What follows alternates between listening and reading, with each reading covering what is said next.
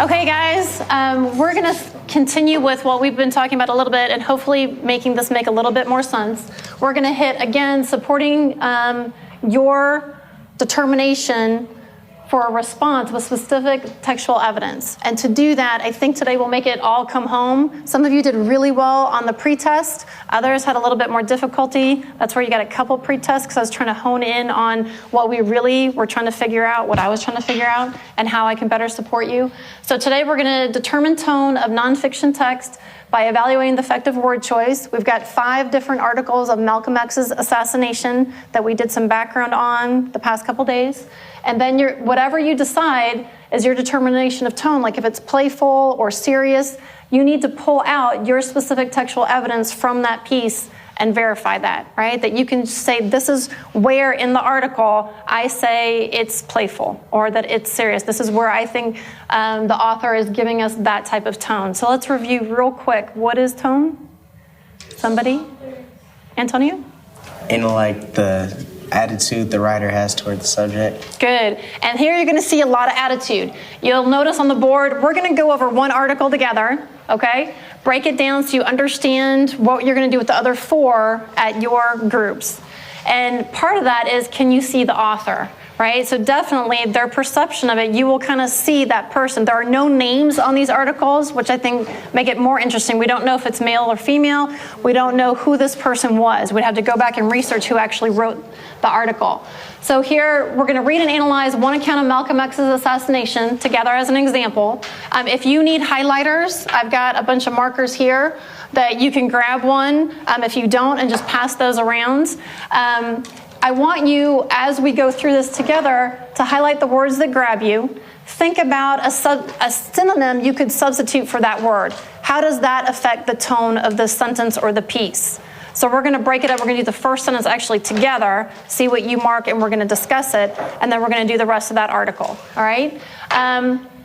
With that, again, how does it affect the tone? How does it change it? What is the overall tone of the article? Once we've read the whole thing and you go back and review all of your markings and kind of truly evaluating, what is this author? How does it come across to me, their tone? What would you say that is? Is it serious? Is it playful? Is it very, really doesn't have any emotional tie to it? Overly emotional? What is it? Okay? So let's give you the articles quick.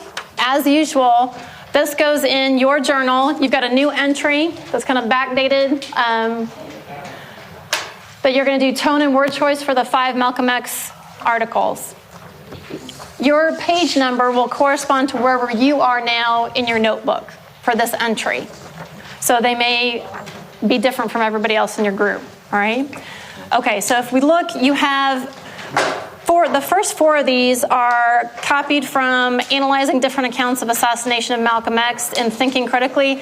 I always do this with my college course. We always do this piece. I like it a whole lot. And that's by John Chafee. And then on the back, the last one is Dan Kurland. It's How the Language Really Works, the Fundamentals of Critical Reading and Effective Writing, the Assassination of Malcolm X, from criticalreading.com. Okay?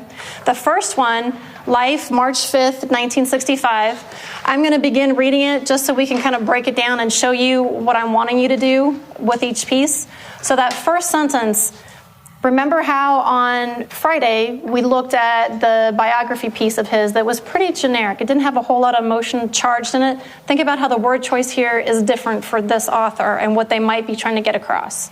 So you have life oozing out through a half dozen or more gunshot wounds in his chest. Malcolm X, once the shrillest voice of black supremacy, lay dying on the stage of a Manhattan auditorium.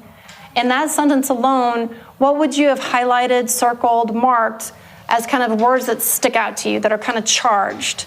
Charles? Oozing. Oozing. What does that make you see or feel? Oozing. Like coming out real slow. Coming out real slow? Yeah. Okay, I kind of think of like a wound or something that's kind of almost like pus oozing. I kind of see the pus thing. It's kind of disgusting, but I do. So with the oozing one, what would you replace it with? What kind of synonym? And let's talk about how that would change. Gushing. Gushing? Okay, so if it's gushing, how does that change the tone? That changes Coming out faster. Coming out faster. What would that relate? If it's oozing, it's a slow process. Slowly dying, really horrible, right? Gushing, it's still horrible, but it's happening faster. Okay, so the word choice there might be just visually he saw it oozing and chose that word instead of slowly coming out. Just it was more effective to say it in one word, right? Oozing, and it sounds kind of disgusting and bloody and all that, which they're probably going for. Joshua. I'll use squirt. Squirt, you like squirt. So that would be like shooting. Like I think about if it struck an artery or something, that you'd have the nasty squirting. You like horror, don't you? Yeah, Joshua, the squirting. Okay, Antonio. Like bleeding. Bleeding, right? So that's a good one. So his life bleeding out through a half dozen. How would that change? Bleeding and oozing. Oozing is like More dramatic. I like that, more dramatic. So let's see if you view that's what the author is going for in their tone towards the end. In that same sentence, anything else struck your mind?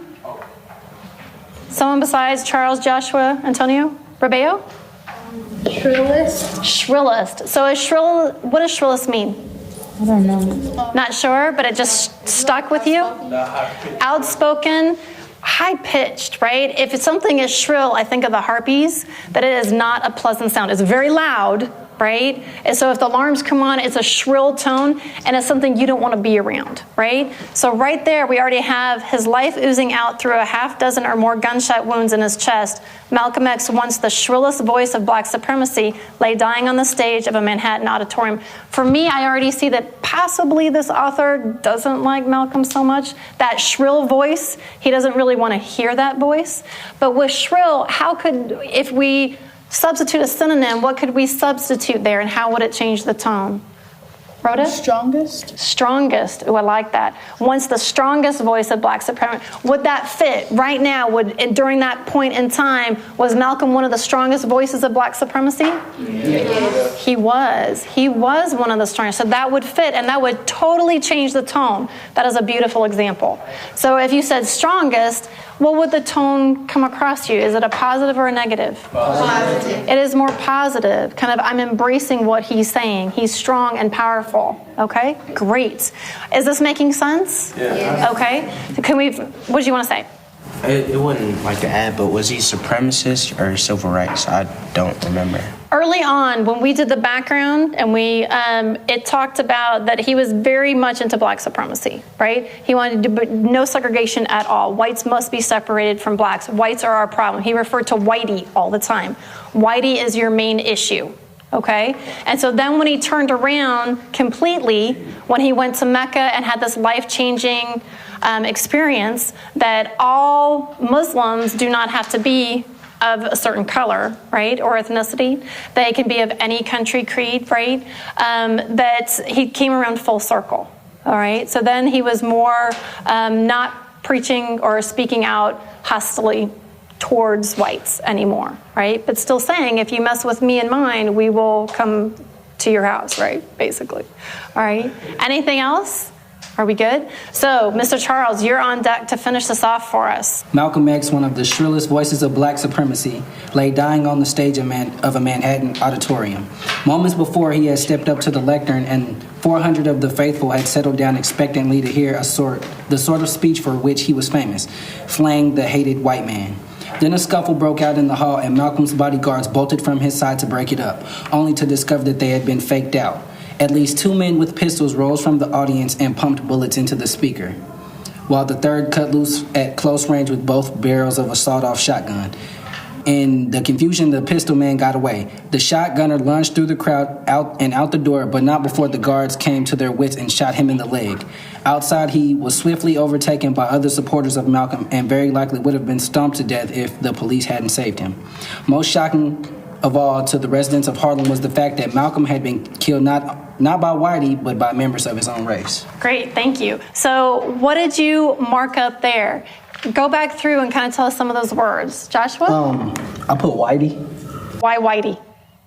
Because they put it like it couldn't just be a white man, it had to be derogative. It had to be whitey. And remember, he always spoke about whitey being the one that you're against. You have that about 400 of the faithful had settled down expectantly to hear the sort of speech which he was famous for, flailing the hated white man. So that's already very charged. What this speaker, this author is saying they're there to hear, but that's not the case. He has already completely come around most likely he was not intending to speak upon. It's been about a year, I believe, that he wasn't going to speak about this. Okay? So you have the author still with the perception he's going to be against whites with this speech. So for me, it's already being charged there even. It might be just my age or something, I'm not sure. But that's where I definitely hone in on. And the whitey part, right? So what's a synonym we could put in there? Caucasian. That totally changes it, okay? So Malcolm had been killed not by a Caucasian, but members of his own race. What does that do to tone? It makes it casual or something. It's casual, it's pretty relaxed, it's more formal. Whitey's pretty charged. They go, hey, Whitey, move. I'd be like, oh, wow, okay. And then you said cracker, right? And I'd be like, well, do you want cheese with that? I'm not sure. I don't know, right? But cracker's derogatory too. That's a term you would not want used against you as a white person, right? So very different, okay? How about anything else? What other terms do we have? It's okay. I cross over and faked out, where he said Faked out. What is only that? to discover they had been faked out. Good. So faked out. How does that? What can we put in there in place of faked out? Tricked. That's kind of similar. Bamboozled. Nice vocabulary. There's someone running away with the money. Pranked. Okay. The shotgunner lunged through the crowd. Okay, let's focus on faked out, and then we're going to come back to lunged. Okay, so the faked out part, but what is kind of the tone of that? Like ha ha ha. Yeah. Ha ha ha. It does kind of have that with these other things. Do you see how it builds once you start marking and things kind of build? That it's like, wow, I'm not so sure how they feel about Malcolm and his followers right now. We got to figure that part out. So lunged. And can you read that piece again? I'm sorry, the paraphrase, the phrase. The shotgunner lunged through the crowd and out the door. Okay, but not before the guards came to their wits and shot him in the leg, right? So he lunged through. What could we have put instead of lunged? Lunge shows what? Like he had weight. Okay, so lunge says that he had weight, okay? A sense of urgency. But if you're lunging, weigh. Okay. Oh, I see what you're saying. Okay, so lunge, like you had to wait for that brief minute or a few seconds to get out. Nice, I like that. Okay, so what could we put in the place? Lunged. Scrambled. Okay, and that seems kind of more, that kind of changes the tone. It seems kind of more willy-nilly, that they're scrambling. But also the urgency too. Whatever it takes, I'm trying to get out of here, right? Antonio? You ran through the crowd? Ran through the crowd, right? And it could be that you couldn't really get through. So lunged has a different visual. Lunged and ran through. Lunged, it is, that you have a brief spot to actually get through, that you're having force, weight behind you. Run, it seems like you have a more open path, like you could get further away. Possibly, I don't know. All right, how about the overall tone of the piece? Or did you have another word we wanted to talk about first? Anastasia? Bolted. Malcolm's bodyguards bolted from his side. Okay, so the bodyguards bolted from his side. What does that show us? What is being said there? They rushed. They quickly left. It's just like they were gone, right? It was no hesitation. Our man is going down. I'm going. I'm bolting without thought, right? So what is another sentiment we could put in there that changes it? Left. Okay. Rushed, and bolted. Is bolted, rushed, or left more powerful, showing urgency and emotion? Bolted kind of wins there. So they had the choice of many words there. What do you want to say, Chris? Charged. Bolted. Charged. What do you think about charged? What does that do to tone? Charged would be like they were attacking. And actually, I kind of like the charged because it kind of gives that sense of I'm giving back. Not only am I bolting from their side, right? But I'm giving back. It's like I'm bringing it to you now. So I think that's kind of an interesting choice, right? That would have changed the tone quite a bit. All right, are we ready to talk about the whole piece? So the whole piece, what would you say is the overall tone with all these snippets kind of coming together? Is this a positive or negative view of Malcolm? Could you see this person having lunch with Malcolm? No. Okay, so what is the tone? It's okay? Blunt? Careless, you feel? Yeah. Okay, he has just been murdered, right? I mean, these are some harsh words. A guy that's just died, and you watched him die? Wow, that is pretty harsh. It's like they was on the murderer's side and they had grim satisfaction with the fact that they got to Malcolm. You feel me? Because it was like his life oozing. That's like kind of horror, like Saw movie type stuff. Saw movie. I would agree. That shows they felt like that's what he get, kind of like the little nana boo boo type stuff. Yeah, Nana and a Booba. Do you get that feeling too? That it's kind of like that's what you get. You were preaching and pushing. Whitey was your enemy. Guess what? Black on black violence. Right. The Nation of Islam didn't like you leaving them. You're ready to bring everybody together now. You're going to get yours. Guess what? That's not who you should have been worried about. They were the quote-unquote brothers nearest to you, unfortunately, right? And how sad that is, because now, currently, same issue, right? Very similar issues going on, which is really sad. 45 years later, we still have all this black-on-black violence, right? Okay, so anything else you want to say about that first article before we go let you loose on the next four? Okay, they're all very different. So for you, for me, I see a white author. I see a white guy hanging out there going, right. But I'm not so sure. I'd really like to look it up and see who did write that piece. But do you understand what you're going to do with the next four? Oh, I'm sorry, Chris. Well, up top it says that the guy who wrote it was from Life magazine. Right. Or Life newspaper, and he probably was doing a different point of view over from what everybody else was saying. So everybody else was on Malcolm's side.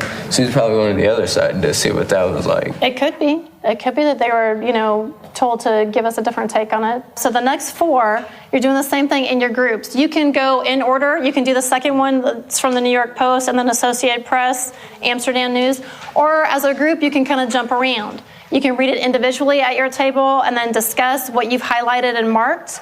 Or you can do it all together. All right, it's your choice in your groups, whatever works best. You guys talk about it, negotiate it. All right, and just go in order, 1, 2, 3. It's no thing, just like fly through it together. Yeah. Go through this and boom, get it right there. He's right. He take it the hard way. He had to do it the hard way. Just one paragraph. No, it's 3 He just wants to play. Malcolm looked up and said a salon so Right, so that's their way that they introduce each other. And then I